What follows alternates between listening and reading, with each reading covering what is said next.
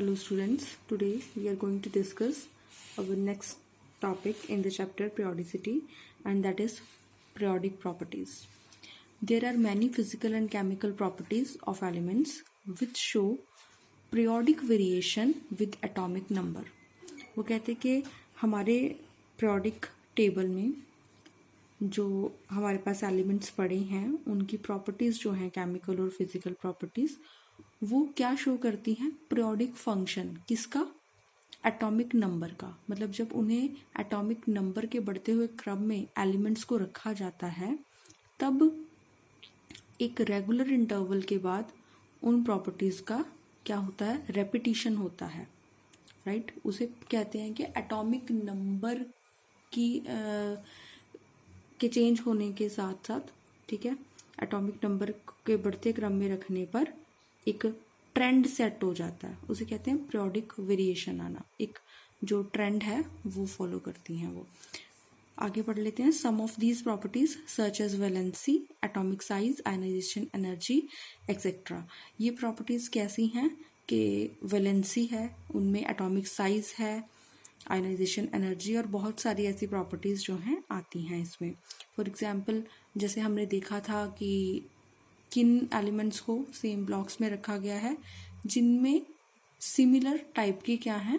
Electronic configurations, यानी कि उनके वैलेंस इलेक्ट्रॉन्स जो हैं उनकी जो हमारे पास नंबरिंग है वो ऑलमोस्ट सेम हो। तो ऐसी जो है प्रॉपर्टीज़ रिपीट होती हैं तो वो सारा हमारा कॉलम बनता है जिसे हम ग्रुप बोलते हैं, राइट? तो उस हिसाब से उन्होंने इन प्रॉपर्टीज़ को क्या कहा है? पीरियोडिक फंक्शन बोला है। तो ये सारी की सारी प्रॉपर्टीज़ एक्चुअल में है क्या? किस चीज़ से डायरेक्टली रिलेटेड हैं? ये हैं are directly related to the electronic configuration of the atom. वो कहते कि इन सारी प्रॉपर्टीज़ में जो भी पीरियोडिक वेरिएशंस आ रही हैं वो किस चीज़ से रिलेटेड हैं? इलेक्ट्रॉनिक कॉन्फ़िगरेशन पर बेस्ड हैं।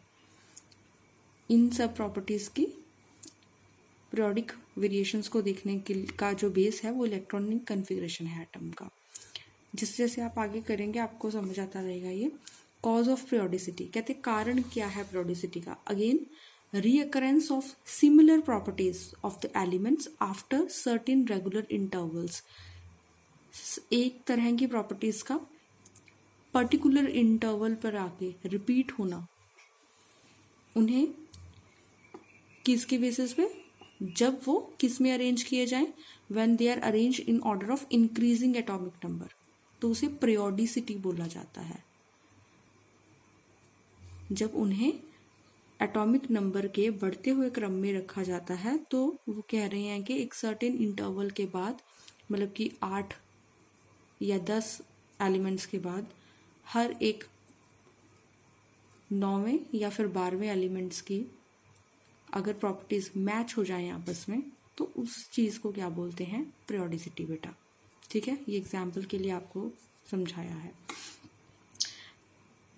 And the repetition of the similar electronic configuration of atoms of their outermost energy shell after certain regular intervals is called cause of periodicity. तो cause of periodicity क्या है? cause of periodicity क्या है कि repetition होना similar electronic configurations का किसके बाद? जब एक certain regular interval के बाद उन्हें एटॉमिक नंबर के बढ़ते हुए क्रम में रखा जाए, तो इस चीज़ को क्या बोलते हैं? cause of periodicity। यानी कि पीरियोडिसिटी की कॉज क्या है? कारण क्या है पीरियोडिसिटी का? इलेक्ट्रॉनिक कॉन्फ़िगरेशन का रिपीट होना बेटा। ओके, ये बात आप लोगों ने ध्यान रखनी है। पीरियोडिसिटी क्या है? Repetition of the same type of chemical और फिजिकल प्रॉपर्टीज। ओके, और उसका कॉज क्या है? आफ्टर सर्टेन इंटरवल सेम तरह की इलेक्ट्रॉनिक कॉन्फ़िगरेशन का रिपीट होना, वो क्या है? Cause of periodicity. तो ये दो चीज़ें आपको अच्छे से दिमाग में बिठानी है।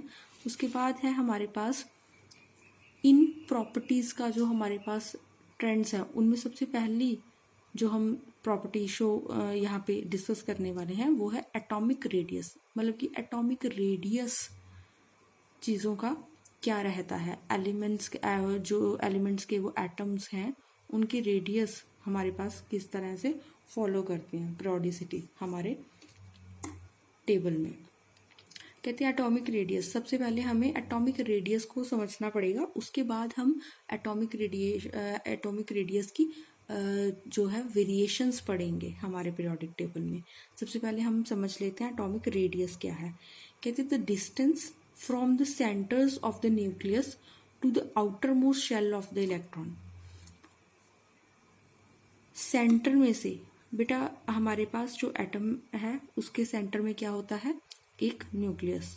तो वो कह रहे हैं बेसिकली एटॉमिक रेडियस होता क्या है, न्यूक्लियस से सबसे आखिर वाले शेल में पड़े हुए इलेक्ट्रॉन का जो डिस्टेंस है उसे क्या बोलते हैं, एटॉमिक रेडियस। ये डेफिनेशन दी गई सबसे पहले एटॉमिक रेडियस की। हाउएवर वो कहते हालांकि it is difficult to determine the exact radius of the atom, हालांकि वो कहते कि ये चीज वैलिड नहीं हो सकती क्योंकि किसी भी एटम का एटॉमिक रेडियस एग्जैक्टली पता कर पाना इम्पॉसिबल है। क्यों, उसके रीजंस नीचे दिए गए हैं। Atom does not have well defined boundary, क्योंकि एटम की कभी भी वेल डिफाइंड बाउंड्री नहीं होती, क्योंकि बेटा जी इलेक्ट्रॉन को पार्टिकल नेचर का नहीं कहा गया, इसे वेव नेचर का कहा गया। अगर ये वेव नेचर का है तो ये कहाँ है, इसकी बाउंड्री क्या है, वो कभी भी फिक्स नहीं रहेगी, उसकी बाउंड्री वेरी करती रहेगी।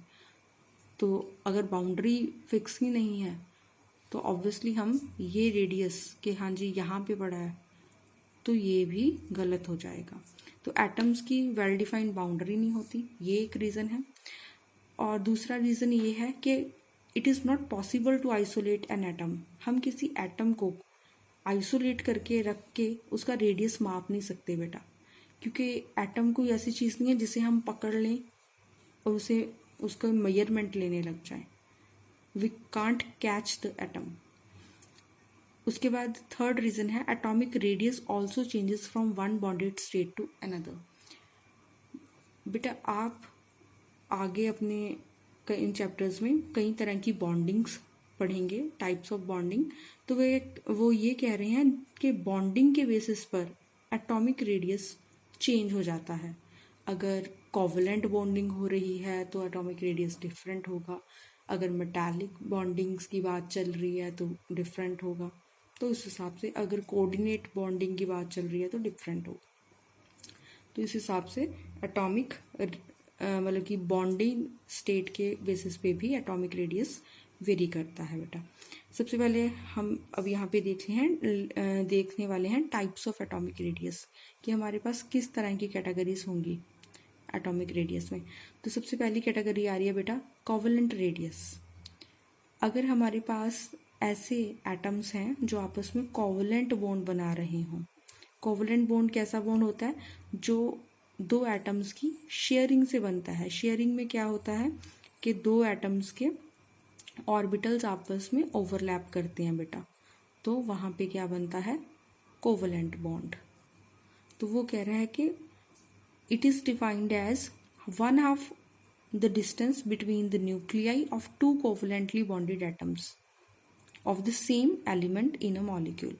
सिमिलर टाइप के, सेम आइडेंटिकल मतलब कि सेम तरह के, एक तरह के दो एटम्स जब आपस में कोवलेंटली बॉन्डिंग करते हैं, ठीक है, तब उनके न्यूक्लियस से आपस में जो दूरी है उसका 1/2 बेटा, इस लेंथ को, दो न्यूक्लियस के बीच की जो लेंथ होती है इसे बॉन्ड लेंथ भी बोलते हैं बेटा। तो ये देखिए यहाँ पे मैंने दिखा भी रखा कि दो न्यूक्लियस के में जो डिस्टेंस है उसका हाफ जो है क्या कहलाता है, covalent radius, covalent radius of the atom. तो हमारे पास कोवलेंट रेडियस कितना आ जाएगा, half of the bond length. इस लेंथ को क्या बोलते हैं, बॉन्ड लेंथ, यानी कि बॉन्ड की जो लेंथ है, जो बॉन्ड बना है उसकी जो लेंथ है that is known as bond length. तो ये आ जाएगा। उसके बाद ये कह रहे हैं कि अगर हमारे पास होमोन्यूक्लियर डायटोमिक मॉलिक्यूल है, यानी कि दोनों एटम्स अगर सेम है, तो इस डिस्टेंस को क्या बोल देंगे, DAA, यानी कि ये भी A और ये भी A, दोनों एटम्स क्या हो जाएंगे, A, और हमारे पास डिस्टेंस क्या आ जाएगा, half of the single covalent bond length, मतलब जो भी बॉन्ड लेंथ है ये उसका हाफ। अगर ये सिमिलर नहीं है ना, तो ये ए बी हो सकते हैं, ये ए ये बी, राइट, तो इनके बीच का डिफरेंस का हाफ। बेटा ये ओवरलैपिंग जो है ये बहुत मैटर करती है। अगर ए की इलेक्ट्रोनेगेटिविटी ज़्यादा है, ए की इलेक्ट्रोनेगेटिविटी ज़्यादा है एज़ कम्पेयर टू बी, तो ये जो ओवरलैपिंग क्लाउड है वो ए की तरफ ज़्यादा चला जाएगा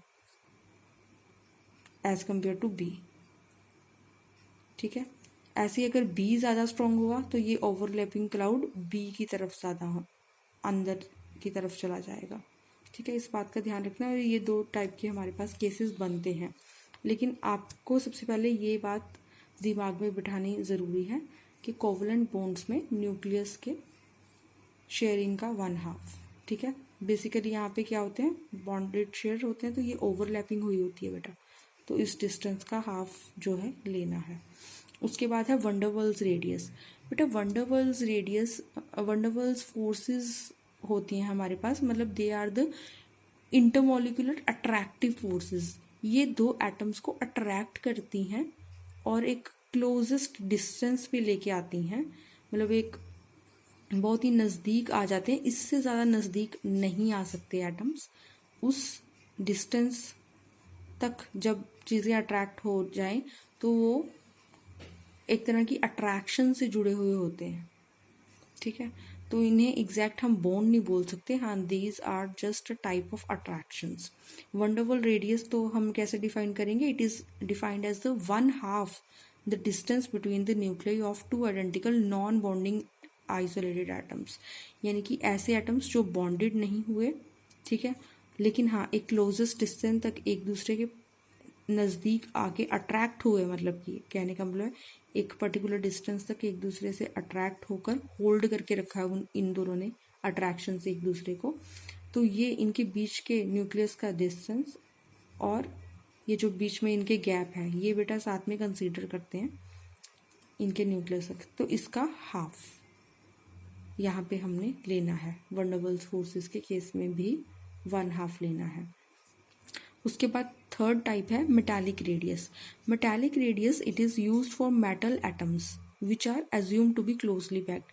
मेटल्स में अब हमारे पास जो एटम्स है वो बहुत ही ज़्यादा नज़दीक पड़े होते हैं एक दूसरे के और क्लोजली पैक्ड होते हैं। फॉर एग्जांपल हमारे पास ऐसा स्ट्रक्चर है, तो अगर दो मेटालिक एटम्स हैं उनके बीच मेटालिक बॉन्ड होगा और हमारे पास उनके भी न्यूक्लियस के बीच में जो डिस्टेंस है उसका 1/2 जो है लेंगे, वो उसे क्या बोलेंगे, this is metallic radius, 1/2 between the nucleus of the same metallic atoms. तो यहाँ पे हमारे पास क्या आ जाएगा, मेटालिक रेडियस।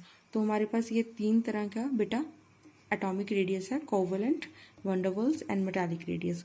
और एक और इम्पॉर्टेंट बात जो आपको ध्यान में रखनी है, देखिए बेटा सिर्फ वंडरवॉल्स वाले में ये गैप भी था और इसमें ओवरलैपिंग नहीं थी, ये एक दूसरे के सिर्फ साथ में जुड़े हुए हैं, है ना, और यहाँ पे ओवरलैपिंग थी कोवलेंट वाले में।